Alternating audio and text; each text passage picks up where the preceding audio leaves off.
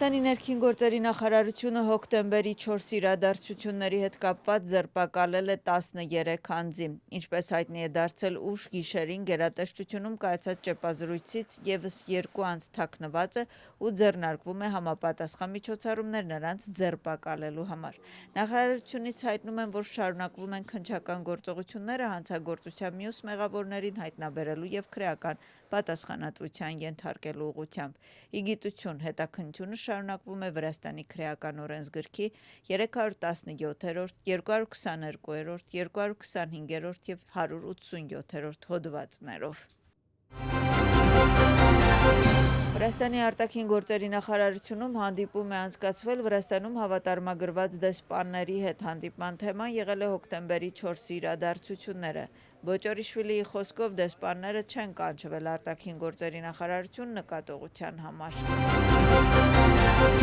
Վրացական երազանքը մոտ ապագայում չի պլանավորում երկրից վտարել որևէ դեսպանի։ Նման հայտարարություն է արել խորհրդարանական մեծամասնության առաջնորդը։ Ըստ Իրակլի Կիրցխալայիայի բնակչության մեծ մասը դա է պահանջում, սակայն կառավարությունը շարունակում է միակողմանի բարեկամության քաղաքականությունը։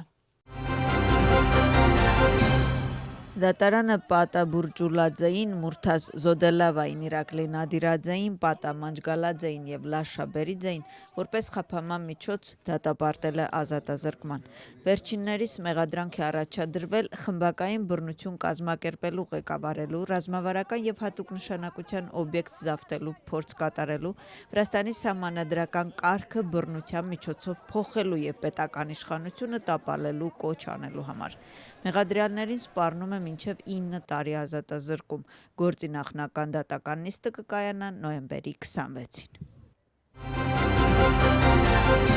Վրացական քաղաքական դաշտում կրկին քննարկվում է հոկտեմբերի 4-ի այսպես կոչված հեղաշրջումը։ Քաղաքական գործիչները, որոնք ի սկզբանե թերահավատորեն էին վերաբերում այսպես կոչված հեղափոխությանը, արդյունքների համար մեղադրում են կազմակերպիչներին։ Մինչդեռ ազգային շարժումը հարցեր ունի Բուրջուլաձեի և մյուս կազմակերպիչների կողմից ծրագրի մշակման վերաբերյալ։ Ինչ վերաբերում է իշխող թիմին, ապա վրացական երազանքից նշում են, որ օրենքը խախտող յուրաքանչյուր անձ խիստ պատասխան կստանա պետության կողմից։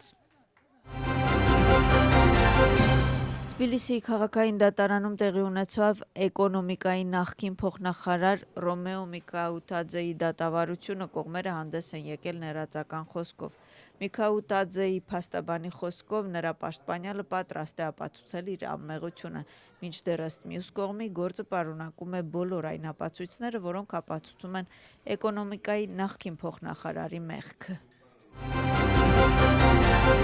Վրաստանի դատախազությունը մեկ անձի մեղադրանք է առաջադրել հրազենի, զինամթերքի, պայթուցիկ սարքերի, պայթուցիկ նյութերի ապօրինի ձեռքբերման ու պահպանման համար։ Պետական անվտանգության ծառայության կողմից անցկացված հետաքննությամբ պարզվել է, որ Վրաստանի քաղաքացին ապօրինի ձեռք է բերել գնդացիր, մեծ քանակությամբ փամփուշտներ, նռնականետ, հակատանկային պարկուճներ, պայթուցիկ նյութ,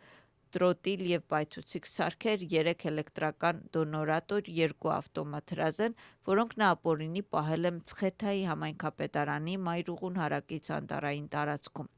Մեղադրյալին առաջադրվել է մեղադրանք հեռակա կարգով։ Դատախազությունը օրենքով սահմանված ժամկետում կդիմի դատարան մեղադրյալի նկատմամբ որպես խափանման միջոց կալանք կիրառելու միջնորդությամբ։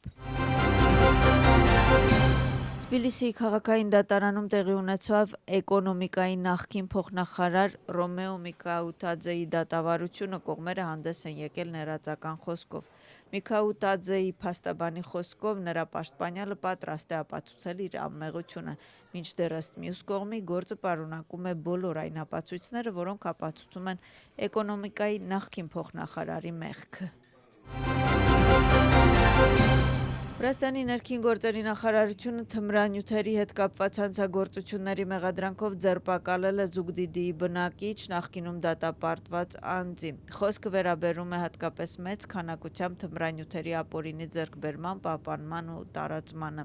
Կալանավորվածի անձնական խուզարկության ժամանակ իրավապահ մարմինների աշխատակիցները Բաթումիի վայրերից մեկից որպես ապացույց առևանգել են նաև վաճառքի համար պատրաստած մեծ քանակությամբ 112 տուփ մեթադոն։ Հանցագործությունը նախատեսում է ՑՄԱ կամ 20 տարի ազատազրկմամբ։ Ալիև